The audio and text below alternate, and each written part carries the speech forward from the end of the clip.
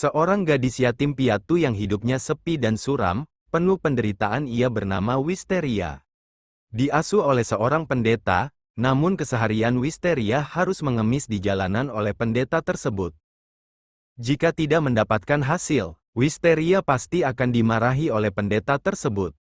Sampai suatu hari saat Wisteria sedang mengemis, seorang iblis muncul di hadapannya, dan iblis itu mencari seorang agar ada yang bisa melihatnya. Ternyata tak disangka Wisteria dapat melihatnya, dan sangat terkejut saat melihat iblis itu. Ia bernama Marbas. Keseharian Wisteria pun menjadi mulai berubah. Di saat malam hari, Wisteria sedang kesepian, ia memanggil Marbas. Di saat itu pun Marbas muncul dan ia merasa heran ada manusia yang bisa melihatnya. Lalu Wisteria meminta Marbas untuk menemaninya, dan memintanya untuk menceritakan dongeng sampai ia tertidur. Menurut Marbas, jangan salahkan aku jika kamu bangun telat dan dipukuli lagi. Wisteria pun menjawabnya, tidak masalah, hanya itu yang membuatku senang. Akhirnya Marbas pun menceritakan dongeng tentang perjalanannya selama 300 tahun berlalu. Di tempat lain ada seorang pembasmi iblis, ia bernama Snow. Ternyata ia adalah kakak dari Wisteria yang dipisahkan sejak kecil. Ia sedang mencari iblis tingkat tinggi seperti Marbas untuk dibasmi. Kembali ke Wisteria. Saat Marbas menceritakan dongeng ia sangat senang sekali. Lalu Wisteria bertanya kepadanya, pasti kamu tidak punya teman kan karena selama ini tidak ada manusia yang dapat melihatmu? Menurut Marbas tidak juga. Lalu ia merubah wujudnya menjadi manusia. Ketika ia menjadi manusia semua orang dapat melihatnya dan terpesona kepadanya. Tapi membuatnya lelah jika lama-lama dalam wujud manusia. Wisteria langsung tertawa mendengarnya. Setelah itu Wisteria berterima kasih kepada Marbas karena setelah bertemu dengannya ia ingin menantikan hari esok bersamanya. Lalu ia terbayang saat masa kecilnya yang selalu ditakuti, dan tak pernah ada yang menyenangkan di masa kecilnya. Menurutnya ia senang dengan mata ini dapat melihatnya sekarang. Setelah itu Marbas pun pergi dari kediaman Wisteria. Marbas jadi terbayang saat pertama kali bertemu dengan Wisteria. Keesokan harinya pendeta berkata kepada Wisteria bahwa ia sudah ada yang membeli. Wisteria pun terkejut mendengarnya. Menurut pendeta, memangnya aku memberimu makan hanya untuk mengemis? Itu hanyalah penyamaran. Pekerjaanku mengadopsi anak yang menawan lalu menjualnya. Wisteria langsung down mendengar perkataan pendeta tersebut.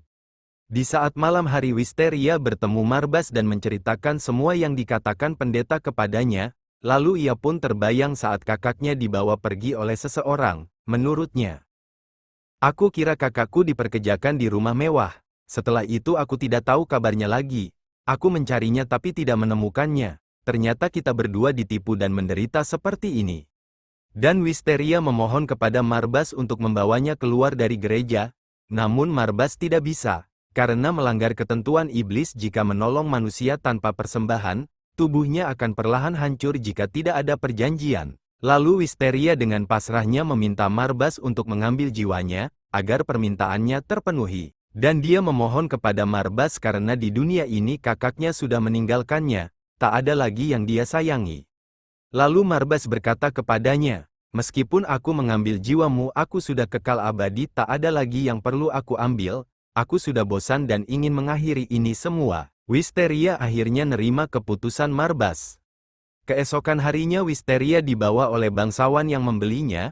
Marbas mulai merasa gelisah dengan apa yang menimpa Wisteria, dan ia pun jadi teringat apa yang dikatakan Wisteria kepadanya.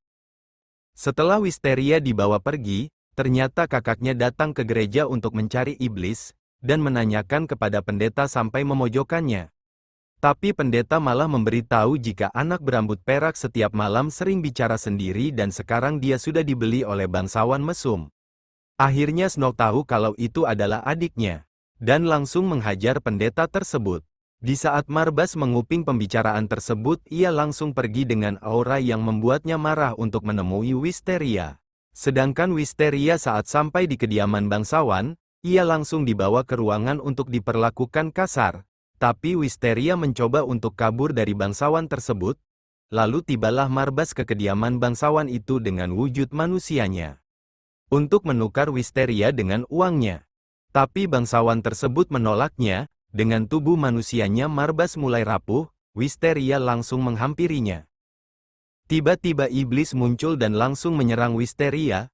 Marbas dengan tubuh lemahnya mencoba menghadapi iblis tersebut. Di saat dalam keadaan genting, Wisteria meminta Marbas untuk membuat kontrak dengannya, dan mempersembahkan kedua matanya. Kontrak pun langsung terbuat dengan sendirinya. Marbas dengan wujud aslinya marah kepada iblis tersebut. Iblis itu pun terkejut melihat Marbas, ternyata dia adalah salah satu 13 malapetaka.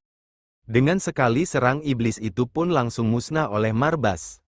Setelah itu Wisteria meminta Marbas untuk selalu bersamanya dan sebagai penunjuk jalannya karena matanya telah buta.